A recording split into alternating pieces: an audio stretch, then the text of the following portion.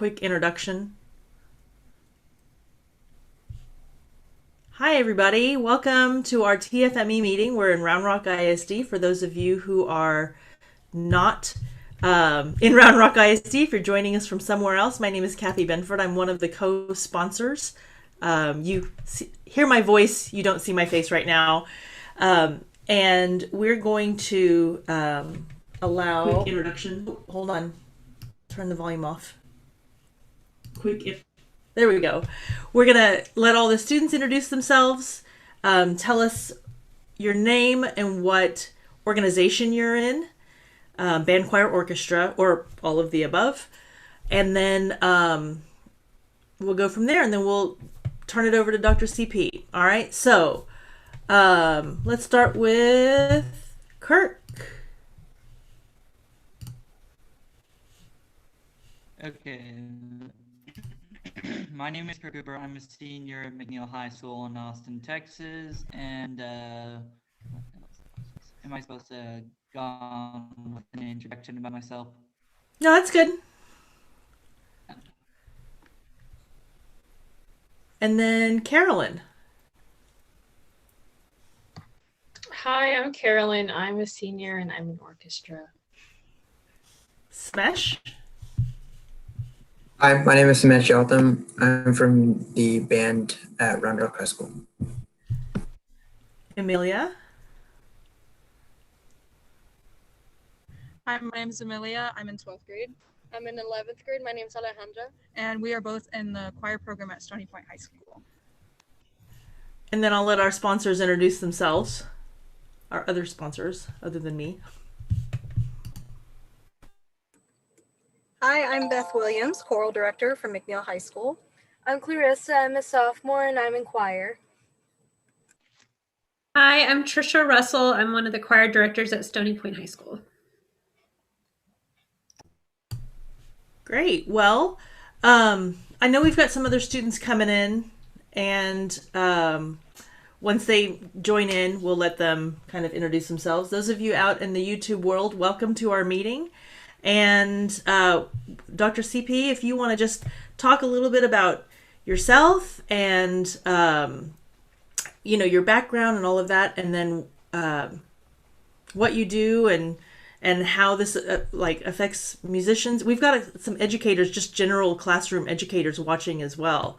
So if you could talk a little maybe about vocal and throat health for educators as well as for musicians, that would be great. So I'm just going to turn it over to you, and then the students, when we get to the Q&A, will take that over. Awesome. Well, thanks you guys for inviting me. It's a huge honor to do this. I enjoyed hearing where you guys are, doing music. I was there then many years ago. I was in orchestra. I played violin, and I also played piano.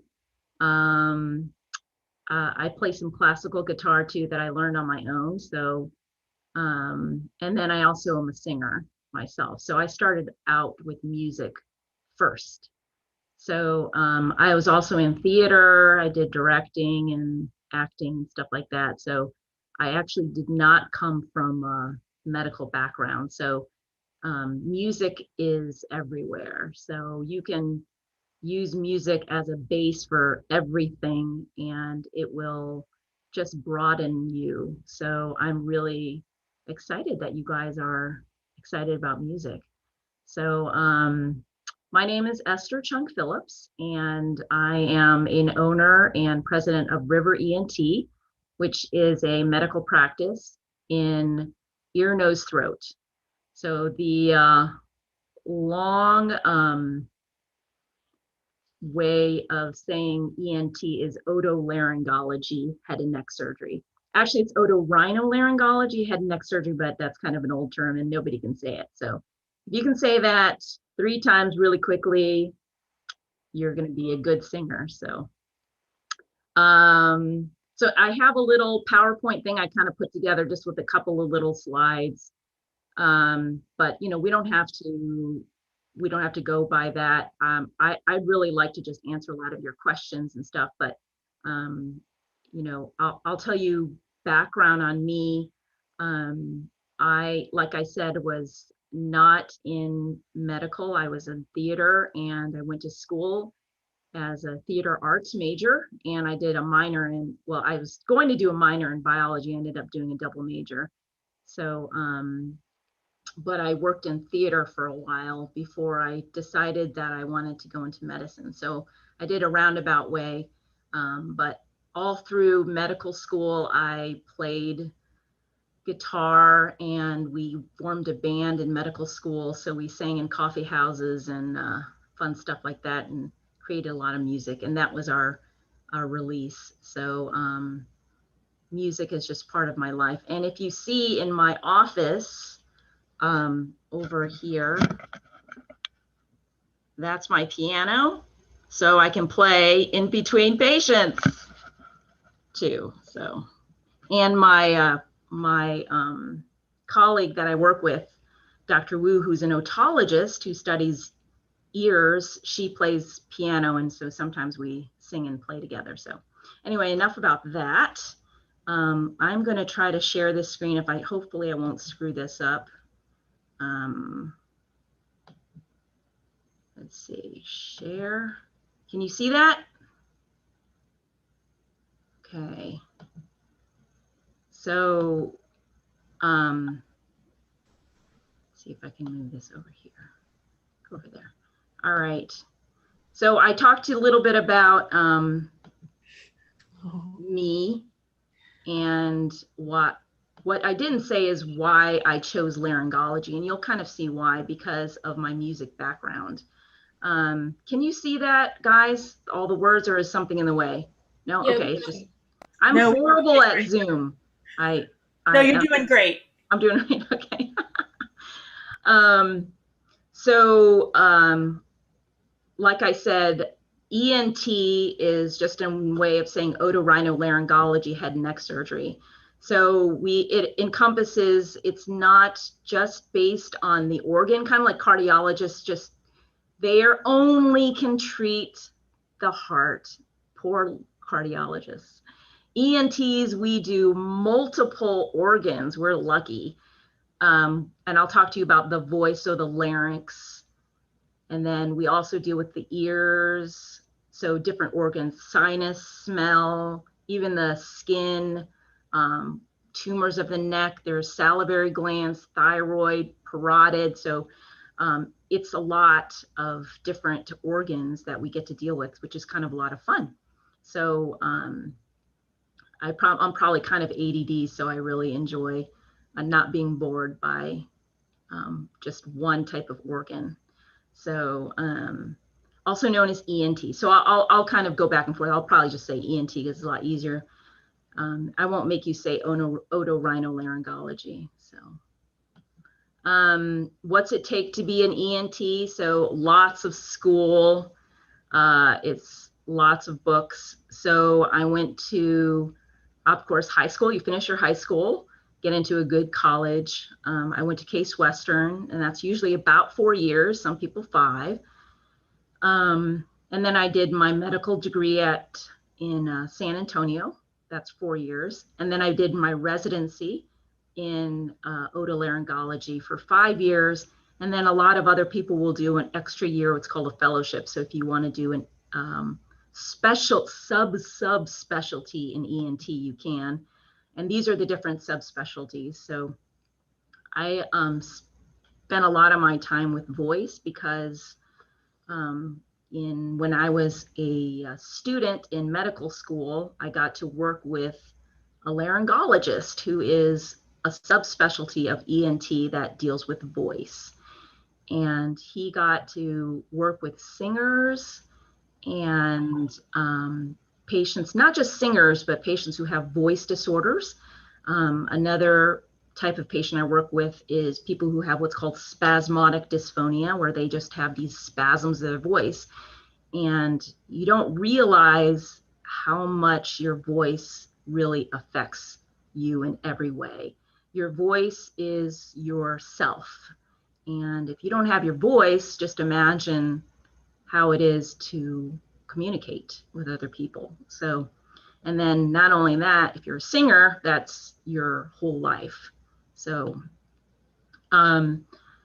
here's just a little picture of the voice box. So that's like the layman's term, but it's also called the larynx, and it includes the vocal cords. So that's actually an old term. I'd like you guys all to use the word vocal folds, and that will make me really happy. And that's the real way to call those little guys in your throat that make noise. So it's called the vocal fold. So if I were to put a scope into my mouth, this is what you'll see. And most of the people, when they look at that, they're abhorred by this. They think it's the most horrible thing, but it's actually a beautiful thing. So the vocal folds are what vibrate in your voice box and make the sound, along with air that's produced in your diaphragm, your lungs, which is pushed out through, and not just through your vocal cords, but it's formed by your pharynx, the mouth. Even your sinuses can change your voice. So, you guys have heard of resonance. So when the voice comes out, it actually vibrates around the mouth and the palate and even into the sinuses in the head. So, when we talk about head voice, that you can feel that vibration coming out. So it's not just the vocal cords. There's a lot more than that going on, but this is a lot what we deal with. So here's just some fun pictures. Everybody likes to look at really cool pictures of the,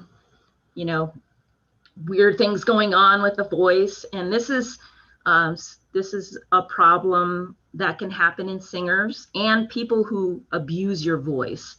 So I think that was one of the questions about what damaging things you can do to your voice. And this kind of answers that question. Is this will stop a voice professional from doing their job. What happens is when you bring your vocal cords together, they vibrate and they come together. And if you have too much trauma, like you're screaming or yelling, or you're not using your voice correctly, you can cause a bruise. And that's what this is in there. If you see that red little polyp looking thing, little ball there, and you can see some blood along the edge of the vocal folds there too. And so that's like a bruise of the vocal fold. And if you continue singing on that, it can cause scarring, and that can ruin a singer's career. So that is one of the things we look for to make sure that singers don't continue to sing on that wound. And usually with time, it'll improve, but sometimes it can turn into something that needs to be fixed. So here's some more fun pictures. If anyone's grossed out, let me know.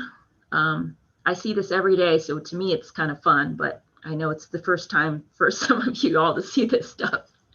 So some of the things that you can see in the vocal folds are papilloma, which has come from a virus. And you can see the picture on the left that's more in pink. That's just a regular scope looking through the mouth or the nose. And the vocal folds are there all down in the, right down here. And you can see this fluffy pink stuff coming off. And normally the vocal cords are supposed to be straight like that, but you can see this stuff there. Don't look at all this rest of this stuff. That's just around the larynx. And this, now you're wondering, well, what's this picture over here? This is a blue light. And we use different types of lights to help us look at different pathology or different problems with the vocal cords. So this blue light, if you can see, it brings out some of the blood vessels there, and that's what shows us this mass that comes from virus. So that can also cause a lot of problems with the voice too. And then this is just some more pictures. This is what happens when we take a breath in. If you take a breath in, you can feel yourself, the air coming in, and what happens, the vocal cords open up. So you can see that V there. And when the vocal cords come together, you can see that this little ball right here in the way, and that's probably a vocal cord cyst. And that can happen in singers as well too. So, and this is just a picture of surgery. You know, most of the time we deal with patients, they just improve with therapy, but sometimes they do need to have surgery. And this is a microscopic view of a vocal cord and these teeny tiny little instruments that help make incisions on the vocal cords to remove a polyp. And that's a cyst right there. So like I said, I work a lot with a voice therapist, a speech language pathologist, another really cool profession that deals with singers.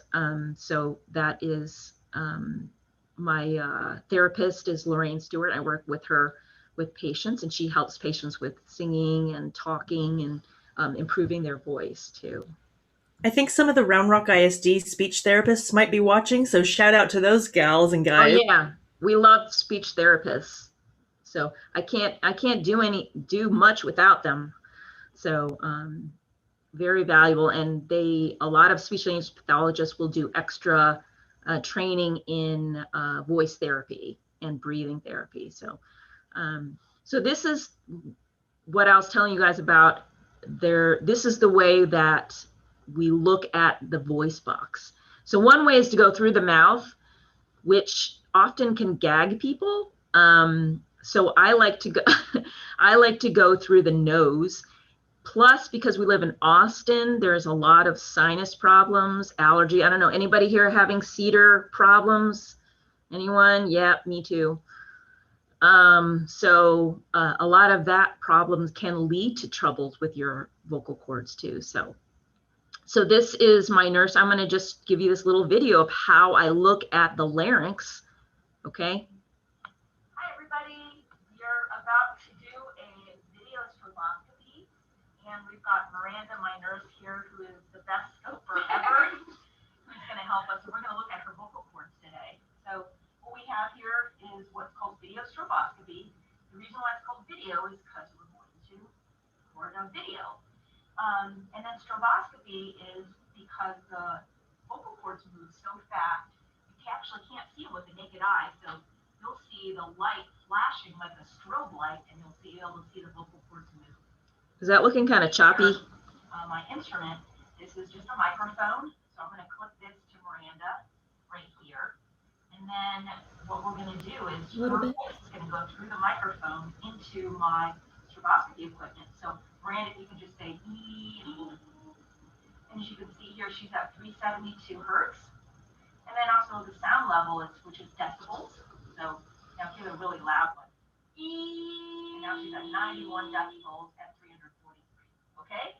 So this equipment we do is very simple and very easy to tolerate. So we're going to put it a little bit in her nose. And the reason why we do that is so that you don't gag her. Because that's kind of uncomfortable. So I'm going to put a little default on the end of this.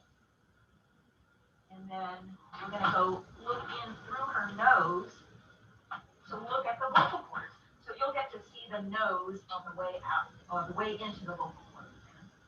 So I'm going to put a little gel on this scope just to help you go in the nose. And you'll be able to see what we're doing here. So, all right, Miranda, are you ready for some fun here? Ready. All right, here we go. We're going to go first in her nose here, and we're going to just do a little tickle in her nose. And sometimes makes your eyes water, so we're looking here at the turbid. Got a little allergies, someone here, a little Austin allergies. We'll go a little bit deeper. Here, go all the way to the back of the nose, and then we're looking at the back of the nose called the nasopharynx. All right. Good. You okay? Yep. Good. Awesome. You can see her palate here. Say pop, pop, pop, pop. So you can see the palate closing off there. So cut, cut, cut, cut. Good. You can see how it closes off. We got some Austin allergies going here. Can you swallow for me again, Miranda? Awesome. Good. And then you can see the vocal cords here. Say E. Good. And take a deep breath in. Good. You can see that right there. All that E. Swallow for me again. Swallow.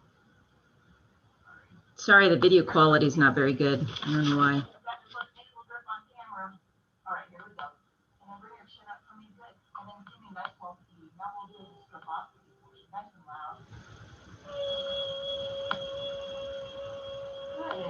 And then just relax, just give me a deep. Now we do without the light. Vocal cords can't really push the breath in again, and then swallow again. Swallow, sorry.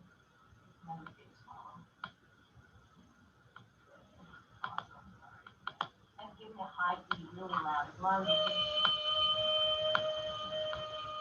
Good, and take a deep breath in. Awesome, and we're done. Yay! That was it. Sorry, I don't know why the quality of the video was bad. Someday you guys can come here and I'll show you in person when this horrible pandemic is over, okay? Sorry if I grossed Amelia out. I could see you grossed out. That is your larynx. Cool. That's what you look like inside. We all look like that. That was cool. So anyway, that's pretty much it about that. I know you guys have some questions. Do you want to start asking some questions? Did I answer anything? Well, Sam Jarvis is our president. She's now joined our. Actually, we have all three of our officers here, so we're going to let them take turns. We've got a couple of questions that were pre-submitted. So take it away, officers. I believe that Kurt had Andres had a question on here. If he wants to go ahead and ask that.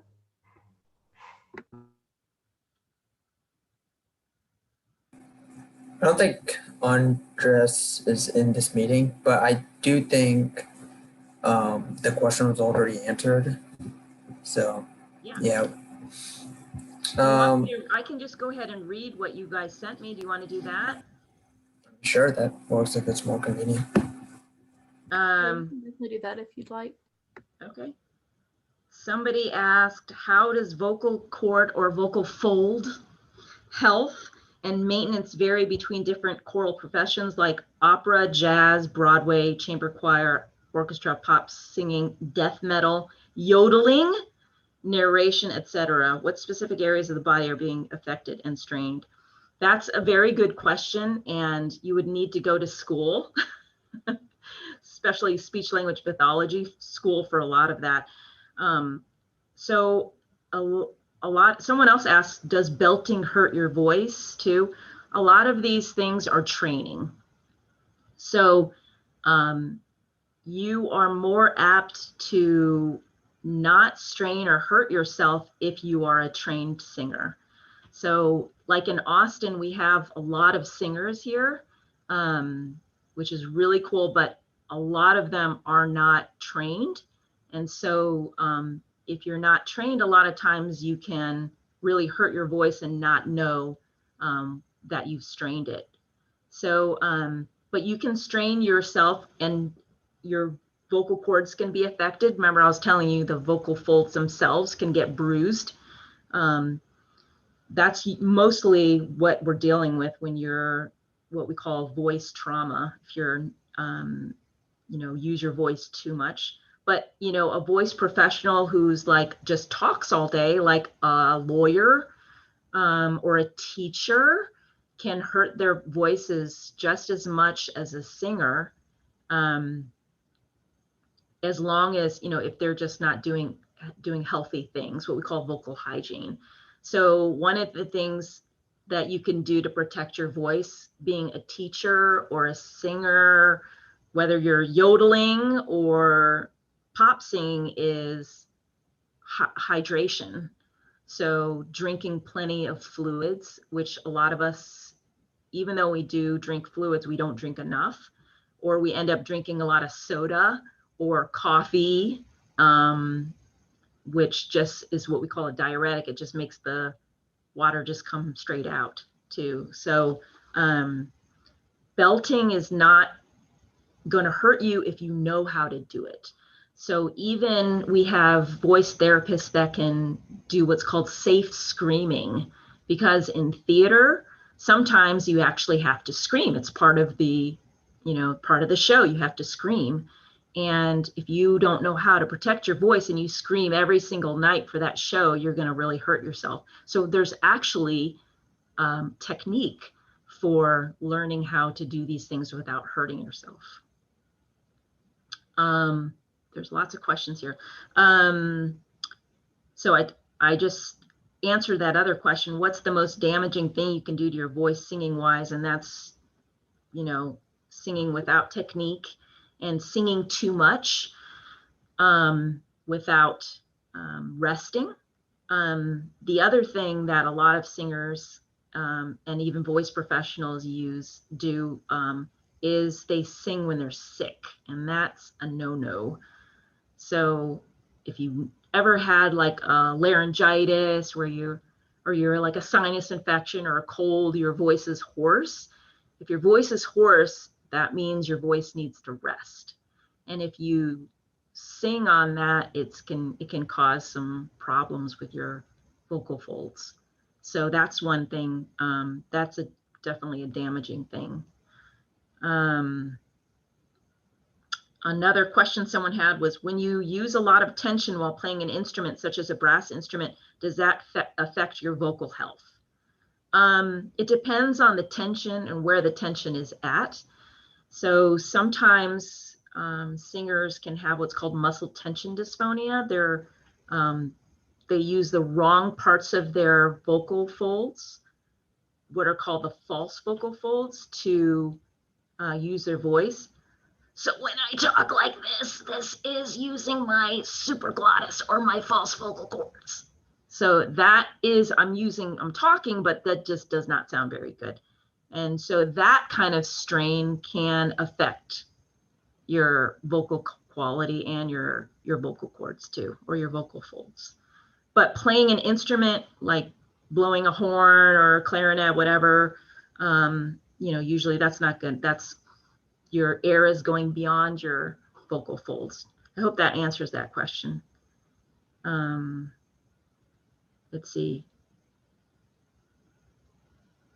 Health. Is there a way, someone's asking, is there a way you can hear if a belt is a healthy belt or not? And you're talking about belting singing, right? Okay. Yeah. Yeah. Again, training. If you have a vocal coach, most singers you can feel too. So warming up, always good. At least 5 to 10 minutes of warm-ups for singers. Making sure you're not straining when you're singing. Using your diaphragm. Making sure you have enough power. You're taking in what you're going to give out. Basically, using good technique for singing is going to give you a healthy belt. So I hope that answers that. I think we have a couple of kids that have questions, but why don't you guys raise your virtual hands, and if you feel like saying the question out loud, and then Sam can call on you, and it's going to be much more like a conversation, which I think is going to be more comfortable for everybody. So yeah, because there's a lot of questions here, guys. I can't answer all of them. They're just coming one after the other. Okay, so I think we can go ahead and start with Miss Williams, since she's a host, so she can't raise a virtual hand.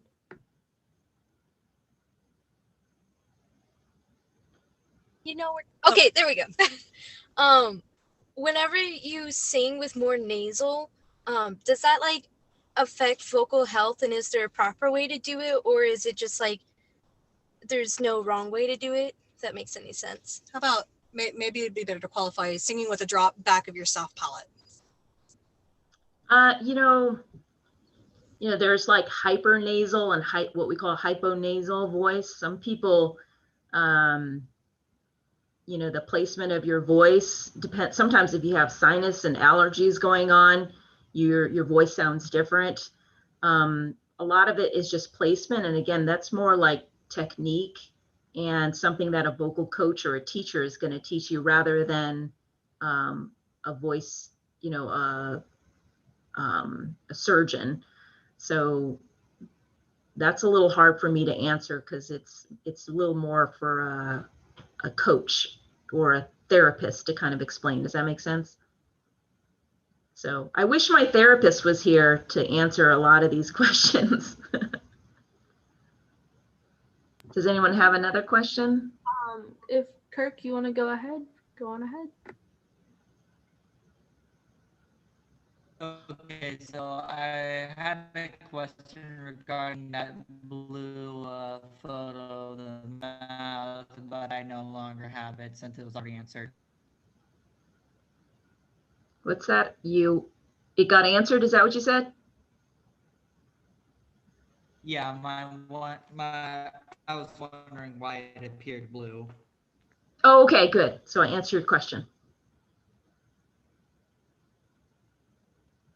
Okay, Amelia, if you want to go ahead. Okay, so I wrote it in the chat, but I'll go ahead and read it out. So when a voice changes during puberty, is there anything that happens to the vocal cord? Like, say, whenever someone goes from like a tenor 1 to a bass 2, how does that work? Because it's that's a really good question. Maybe you should go into medicine.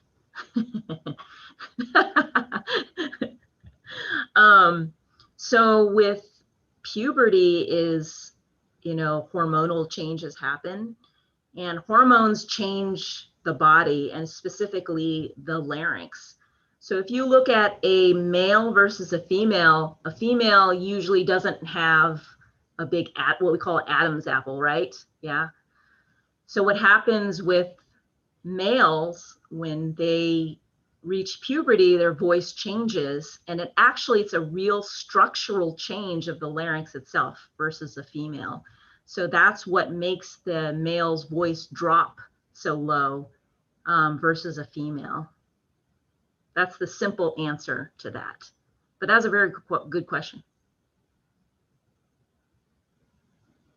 Okay, I believe the next person who had their hand up was Samesh. I have two questions. The first coming from someone on the YouTube live stream who wanted to ask if any foods affect your vocals. Yeah, I remember being in theater, everybody saying stay away from milk and stuff like that, and you're not supposed to drink milk. Sometimes it does make your mucus a little thicker and stuff like that, but it's not going to ruin anything. The main foods and drinks that can affect your vocal health is really acid.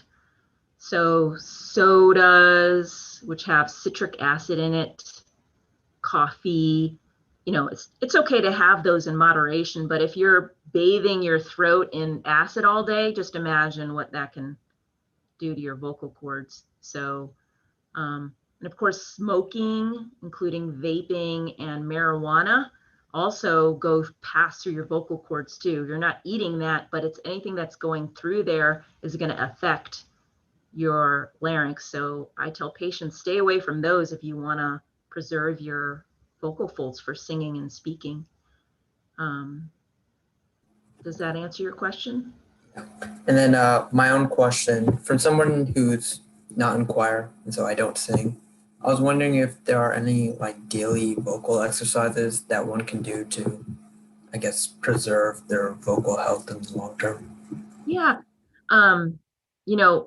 You're talking all day, you're using your vocal cords for everything, even humming, that's actually using your vocal folds too. So, really, if you just are one who just doesn't talk all day, then maybe that might be an issue. But as long as you're talking, you're using your vocal folds. So, if you want to become a professional voice,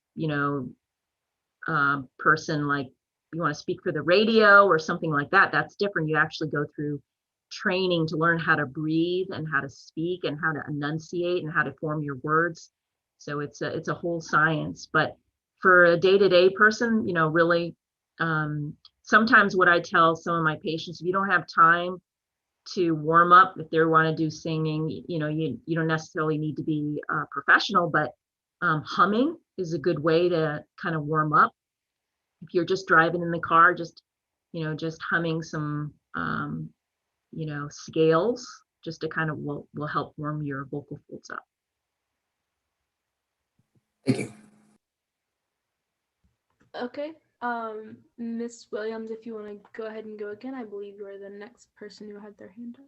No, it was me. It's Miss Binford. Okay, well, go ahead, Miss Binford. I'm your teacher, and you're just gonna ignore me. No, just kidding. Well, I thought Miss Williams had it up before you, and then you put yours up. It's all good. It's all good. So I know that a lot of classroom teachers start the year and they lose their voice right away. And I know you addressed that a little bit, but what would you recommend for people that don't talk for as much for like weeks and months at a time, like over the summer or Christmas break, and then they come back for their job and then they have to talk a lot? What do you recommend for them to be able to do so that their voice loss is minimized? Yeah, that's a very common problem for teachers. One thing I tell people to do is kind of think of their larynx or their voice box as like you're running. So if I told you, and you've never run a marathon, and I just told you should just start running a marathon tomorrow, how well are you going to do? Probably, I don't know, would we even make it? I would not make it. I would pass out probably after maybe the second or third mile. So the voice is the same way. There's muscles in there, there's ligaments, there's cartilage, and you have to practice. You have to, improve your stamina, and you have to rest. That's a big one too. So if you think of, that marathon is that teacher's teaching that whole day. So you're talking like for like whatever, 6 hours. If I were supposed to be running for 6 hours, that's a lot too. So number one, you need to rest. So a lot of teachers, they might be talking, they're teaching their class, and then they go and talk to their friend, or then they get a phone call, and then when they get home, they're yelling at their kids, and then they're talking on the phone, talking to their grandma, and then they're yelling at their husband, and next thing you know, they're hoarse and they wonder why. So your voice, you continue to use your voice at home too. You forget about that too. So just like singers, a lot of times they have problems, but they forget about their home life too. So they may be singing, whatever, their opera, and then when they go home, what are they doing? Are they just talking all day? Are they yelling? Are they going to the bar? Well, pre-pandemic, going to the bar and trying to raise their voice above loud crowds and having to yell for a long period of time. So, if you're going to use your voice a lot, you got to rest it too, along with hydration and using your voice properly. So some people talk in the wrong frequency. Some people like to really talk like this. It's very common these days, which is really annoying and very bad for your voice. Some people talk too low for their own, what we call the fundamental frequency. They might, their voice may be a little bit more like this and they're more comfortable, but for some reason they like to talk down here because it's more comfortable for them or something like that. So. Thank you so much. Okay, Miss Williams, if you want to go ahead and go.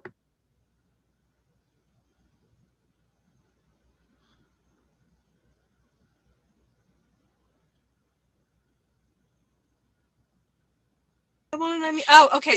I'm sorry. I'm on my daughter's computer because mine died and hers does not function like mine. Okay, so one of my questions is, how often do you see singers with vocal damage? And if they have surgery, how often do they recover their full usage of their voice? Yeah, I mean, I see, like I said, I see some singers. I see a lot of what we call voice professionals who are like teachers, lawyers, therapists. So the majority actually don't have things growing on their vocal folds. Now I'm private practice, so, you know, I see the ordinary Joe. An academic practice where you're going to like a University of Texas or something like that, they might see more of those. But I see a lot of patients who end up needing therapy or just, you know, education, maybe starting some medicine for their allergies or for their heartburn, their reflux, changing your diet, learning how to talk correctly and safely. So the ones that do have surgery, you know, it depends on the type of surgery they need. But like that vocal cord hemorrhage you saw there, that required months of therapy and a little bit of medicine to kind of help reduce the swelling. And then it didn't go totally away. So that patient went to the operating room and had the rest of it excised. And then she had to rest her voice for 6 weeks. And she was a professional singer, which was really tough. So, but you know, not everybody's like that. Patients who have papilloma, if they're not going to use their voice a whole lot, you know, after surgery, we usually rest their voice for about a week at least, and then they can kind of gradually start using their voice again. So it really depends. That's awesome. And before I mute again, I'm totally geeking out over getting to watch the scope. So I'm sure it gross some of the kids out, but I was geeking out over here with my daughter. So thank you for doing that. You're welcome. I believe that leaves me. So this might make you like cringe super hard, but so during football season, I know a lot of people in the band, whenever we're not playing, tend to see who can scream louder. But since that goes for like the whole season, and now that I'm a senior and I've done it for 4 years, does that damage your voice? It can, yeah. So if your voice is hoarse after that, has your voice ever been hoarse after you're screaming a lot? Yeah, a little bit. Yeah, that's swelling on your vocal cords. So it's like if you clap your hands for a long enough, maybe it's not the best way, but if you clap your hands really hard, bang, and if you keep doing that, you're going to get a callus on your hand or like a bruise. That's kind of the same thing. When you yell, you're like slapping your vocal cords together. Okay. And then I have a second question as well. So you were talking about like the false like voice lowering thing. And I was wondering, because I know a lot of transgender men or transgender women often use a bit of a false voice to like take down their dysphoria a little bit. So what would be like healthy exercises for that? Yeah, that's a good question. So there actually is even some laryngologists that do transgender surgery for the larynx to change even the structure of the voice box. It's pretty rare, but it is being done. But there are some patients who want to change what their frequency of voice, and they want to do in a safe way. And that's usually done by a speech language pathologist who does voice therapy, so that way they won't hurt themselves. Okay, I lied. I actually have another question. So as a kid, I was in speech therapy for 3 years, but she often made me like do like sing-song things because I had a really bad lisp, and she was like, "This is how it's gonna be fixed." So I was wondering if like music is like a really common thing to fix like speech impediments. Yeah, I mean, again, that's a question for a speech language pathologist, not so much an MD, but sometimes we use singing for kids to kind of help them. Like I said, music is in everything. So and music is like a common denominator too. Like it relaxes people too, and it it's a fun way to learn how to do something without thinking too much about it for kids. Do you feel like it helped you? Yeah, I mean, I don't have a lisp anymore, so. See, there you go. All right. Does anybody else have any like questions right now? All right. Ms. Russell, do you want to go ahead? Hi, yeah, sorry, there was no hand thing in my reactions bar. My question is something I kind of know the answer to, but I would like for you to share with everyone. We have really bad allergies here in Austin, of course, and a lot of us get in a really bad habit. I know I do, even though I know it's terrible for me, of clearing my throat. Clearing my throat, clearing my throat, clearing my throat. Can you talk about what's happening vocally when we do that and what the damage is and what would be a better solution? Yeah, I wish I could show you what it looks like when you clear your throat on a stroboscopy. And it's kind of scary looking, actually. The vocal cords like flutter and flap around. And so what that's doing is when you have phlegm or something on your vocal cords, you're trying to clear it up and then it goes back and then you swallow it. So everybody has to clear their throat because everyone makes mucus. But yeah, in cedar season, people all that postnasal drip, people are clearing their throat. And even people who have reflux, a lot of heartburn, they clear their throat too because they feel like there's something in their throat all the time. The problem with that is if you do it too often, you can cause a lot of swelling in your vocal cords and eventually can cause some scarring, and that can, change your voice structure too. So besides, treating the source by like taking your allergy medicines, your nasal sprays or whatever it is, drinking lots of fluid, humidification, like having a humidifier. And the other thing I teach some of my patients to do is humming. So if you feel there's mucus there, you can hum. And what that does is when your vocal folds come together and you voice, they have what's called a mucosal wave. So they look like this. And what that's doing is it's like a windshield wiper, and that cleans the mucus off of the vocal fold. So if you see someone hum and you see mucus on there, you'll see the mucus it's kind of gross, but it kind of moves off to the side and then you swallow. So humming, just a little gentle hum, and then drink some water is a nice way to do it instead of clearing your throat. So awesome, thank you. Anyone else? I was just told that Riss has a question. You want to go ahead? Yes. So as a soprano, I know recently, I don't know if it has to do with like diet, allergies, not drinking enough water, which I know I'm bad about. But whenever I'm singing up high in my upper register, it feels kind of slippery. Like I don't know how to explain it. Like if I open up with it, it feels slippery and like I'm going to lose it and it's just going to crack. I have no idea what that is and if there's anything I can do to help with it. Yeah, I mean, it depends. Sometimes it's warming up. So again, that's more like a vocal technique that you need to learn. If you have a voice coach or a teacher, they can really help you with that. So if not, sometimes we have the singers come in and we have the therapist and we do a strobe at the same time, and you can actually see what's going on. So sometimes if it's your vocal folds are really dry, you have difficulty reaching the higher notes. And dryness can come from a lot of things, from like allergy, like I was telling you, reflux, or just not drinking enough fluids. So, make sure you're doing all that stuff too, and then make sure you warm up too.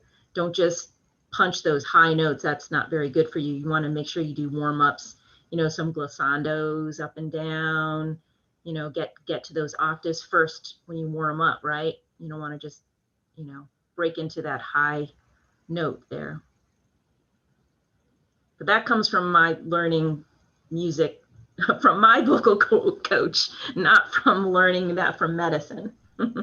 Okay, so don't complain, kids. When we warm up a long time, it's doctor's orders. Yeah. I don't think long tones for 30 minutes counts. Sure they do. Okay, so Mesh, if you want to go ahead. You kind of just answered the question a little bit just now, but a general question concerning your career. I was wondering how music specifically sort of impacted, how you do your craft? Yeah.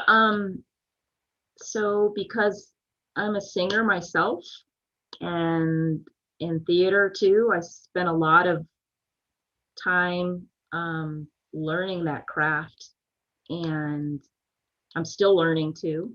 I have a vocal coach now who's awesome.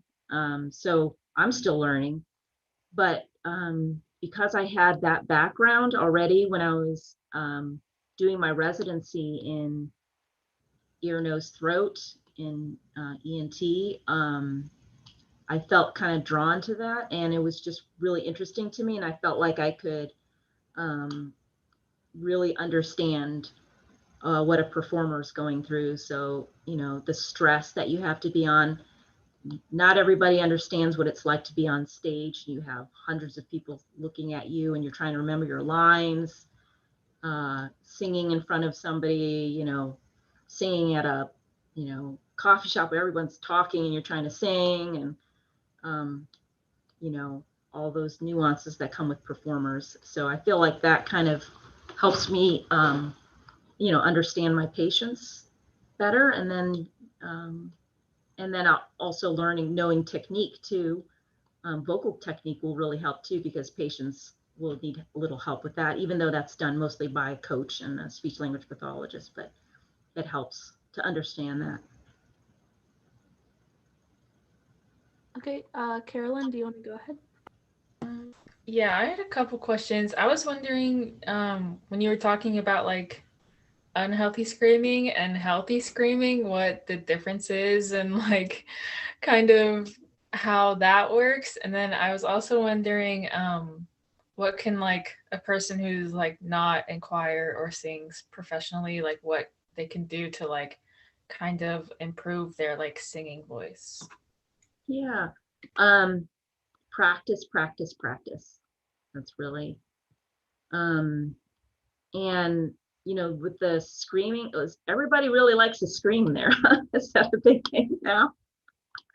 No, I did a lot of screaming myself, so thank goodness I didn't hurt anything. But being aware of your voice too, like some people just talk and talk and talk, and they don't really care if their voice is hoarse or anything like that. If your voice is hoarse, it's saying ow. You need to rest it. Try not to talk too much or sing. Give yourself at least a day to, to rest your voice. Just like if you were a runner and you hurt your knee, you're gonna need to do some therapy and to rest it, right? So the same thing happens with our larynx, our voice box. We have to rest that too if we injure it. So just playing it smart, eating the right foods, even, being healthy, all those other things are all going to affect you too, right? Because our voice box is just part of our body, right? So if we put bad stuff in our body, it's going to come out through our voice too. So, don't smoke, all that good stuff. Take your vitamins, go to bed early, exercise, all the stuff your mom tells you that you really want to hear. Did that answer your question? Or All right, and I have another question as well. So I used to try to like artificially lower my voice, and whenever I like finally just like stopped, just because I started identifying differently, but whenever I finally stopped, my voice was not the same as it was before. Like it's lower now, even whenever I'm talking at a comfortable level. So would that have like a permanent effect on your voice, like doing like artificially lowering it constantly? yeah, I mean, you can also create a lot of tension that you're not supposed to have too in your voice too. But you would have to really hurt it to cause any like scarring permanently. But most of that can be improved with some therapy, with like a voice therapist, kind of teaching you some techniques to kind of improve with the tension that you might have. but it'd be hard, for me to just say it. You probably need a good time with a voice therapist. I can give you Lorraine's information after this. Thank you. Yeah, I was just curious if that was like a general knowledge thing or if it was like yeah. Most of it's tension. It's kind of in these days to have a low voice, not even talking about gender and stuff, but you hear it on the radio all the time where people talk like this, like they're sitting back like this and really relaxed and stuff, and that's really not very good for your vocal cords. It's called glottal fry. So it probably doesn't cause too much scarring, but it's just not great for your voice. So does anybody else have any questions right now? Carolyn looks like she has another one. Yeah, Carolyn, go ahead. Yeah. I was wondering, you said that the ear, nose, and throat are all connected in some type of way. Can you like explain like how they're all related? So our nose, right, is, you saw on the strobe, right? I started in here and go all the way back to what's called the nasopharynx, and then it drops down into the back of the throat, and then you see the vocal cords, right? So everything's connected. So if I've ever had a cold and your voice sounds hoarse, right? That's because you have swelling from a virus and drainage irritating the back of the throat. So everything's kind of related in that way. The ears are also connected too, right? There's a tube called the eustachian tube that opens up into the back of the nose. So some people who, if you ever had a cold, your ears feel stuffy, that's the eustachian tubes getting kind of swollen too. So, so that's all connected.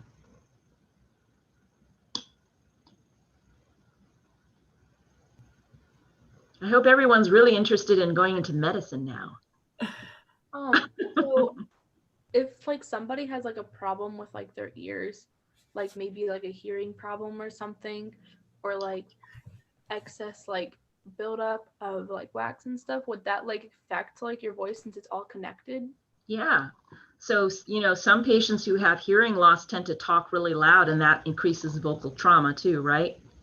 Or if you have a partner that has hearing loss and you're having to scream at them, that can cause problems with your voice too, right?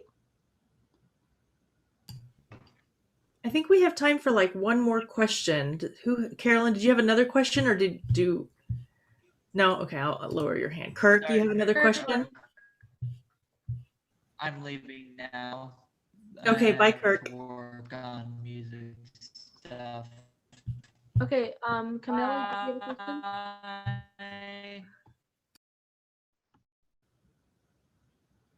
Camille, So, yeah, I did have a question. So how would like deaf people try to like practice all this voice stuff? Because if you're hearing, it's like it's really easy to like know what you need to work on. But if you're deaf, like how do you do it? Yeah, that's a good question. I mean, a lot of it is vibration. If they're totally have no hearing at all, usually a therapist is going to help them to learn how to speak. But yeah, you're right. It's hard to tell. But a lot of, what you are speaking and singing, there's a lot of feeling. You can feel resonance. You can feel placement of your voice. You can feel your diaphragm, where you're bringing your breath from, if it's chest voice or if it's down below. Power, you can feel that. So a lot of your voice is where is felt, not just heard.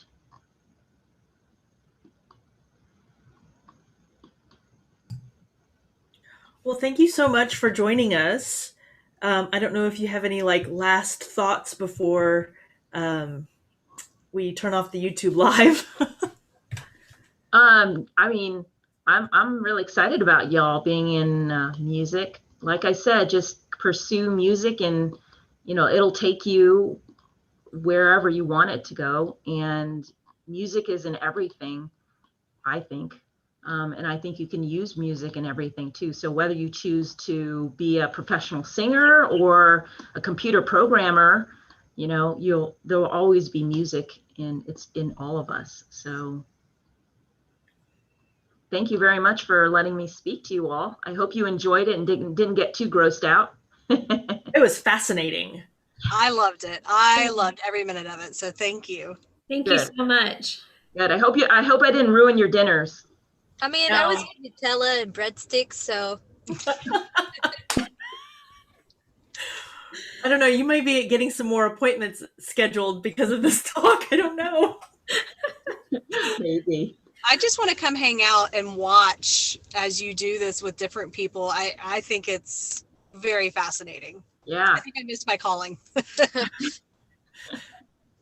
Awesome.